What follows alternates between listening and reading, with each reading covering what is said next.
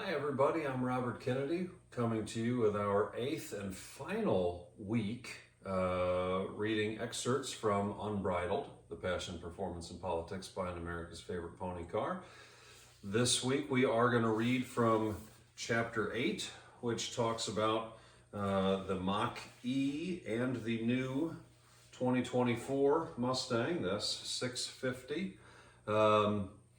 Before I read from there, let me just say, I think what I will be doing here in the coming weeks, since these have been updated each week on unbridledmustangbook.com, I'll probably refilm readings of these little excerpts that are just the excerpt without any additional promotional updates and all this, and probably put those in on the website to stay up long term so that readers, potential readers, can kind of get a feel for what the book is like.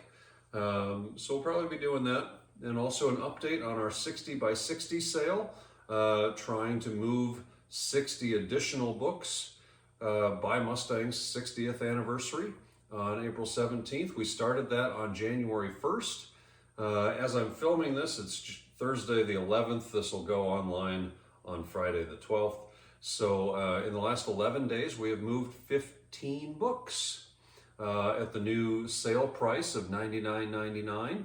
For those of you who haven't followed this in the past, the book was $129.99, so we've knocked $30 off the price. It's a big, heavy book. It's premium materials made in the US of A, which is why it's a little bit pricier. We could have done it cheaper if we printed in China. There was some pressure to do so, but I'm a patriotic kind of guy, and it's Mustang. So I thought it needs to, like the car itself, be made here in America. So from the S650 and Mach-E chapter, final chapter with the most current coverage, Ed Krenz, the chief engineer who was at the time in charge of development of the 650.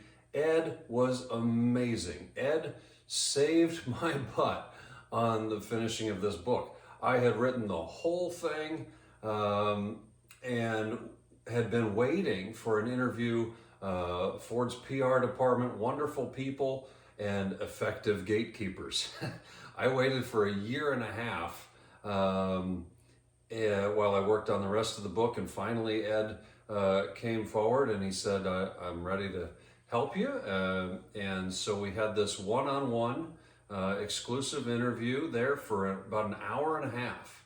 He was very, very gracious with his time and answered all sorts of really interesting questions for me, and that basically became this final chapter of the book. So I'll read a few paragraphs from that right now. One of the, I think, more interesting tidbits here. Prior to Mr. Krenz's ascension to the helm of Team Mustang, the 7th generation pony car was being envisioned as a very different breed. As part of a lengthy and exclusive interview for this book, Krenz recalled, quote, "The CD6, that's the Explorer and Aviator platform, was being designed when we were going through platform consolidation, when we had a very ICE and hybrid-centric view of the world. At that point in time, we were really trying to commonize or reduce platforms as an overall investment efficiency strategy. So CD6 was really being looked at across luxury vehicles, SUVs, lowrider, high riders, a tremendous amount of bandwidth when you think about it. In terms of what it would need to do, 4x4, 4x2, sports car, luxury cars, different suspension types, weight management, and ride heights, that's a lot to ask of a platform. And the feeling was that the platform, to do so many things, wasn't doing any of them really well, so CD6 became optimized for the Explorer." Krenz continued, quote, "We looked long and hard at should it be a fully electric coupe and convertible with a familiar silhouette, ride height, and footprint.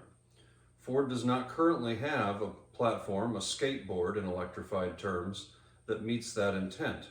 We have a Mach-E type of skateboard, we have a truck type skateboard, and we have a commercial vehicle type skateboard, but we don't currently, or at least when we started this program, we did not have a low-riding skateboard because outside of the Mustang, we don't necessarily make any low-riding vehicles anymore. Continuing to elaborate on that thought, he added, quote, "Low-riding vehicles come with some challenges. Depending on the battery pack height and if you want to maintain the ride height's proximity to the ground, it can create some challenges for you with seating positioning, for your seat positioning rather. We also weren't really comfortable that the battery technology had gotten us to where we wanted to be when we started this program, so that it could truly be a performance vehicle. We just didn't want to go down a path where it had compromised performance because we'd have a relatively small battery due to the package of the vehicle. So our decision there was as simple as the technology wasn't ready. We talked to some potential partners, but it just wasn't something we were ready to do." So I thought that was really interesting.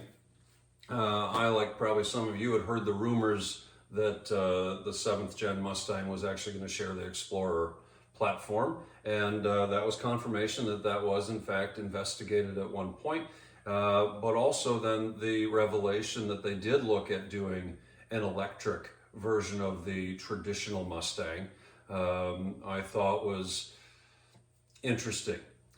So anyhow,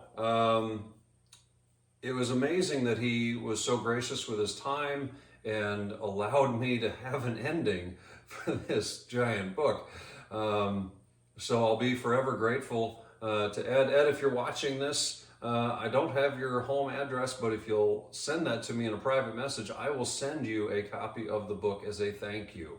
I really do appreciate it. You were awesome. So thank you to everybody else. If you have not ordered a copy yet, save $30, get in on the 60 by 60 sale, and stay warm, stay safe driving on the slick roads. I know here in Nebraska we've got a lot of snow and ice at the moment. We'll see you later.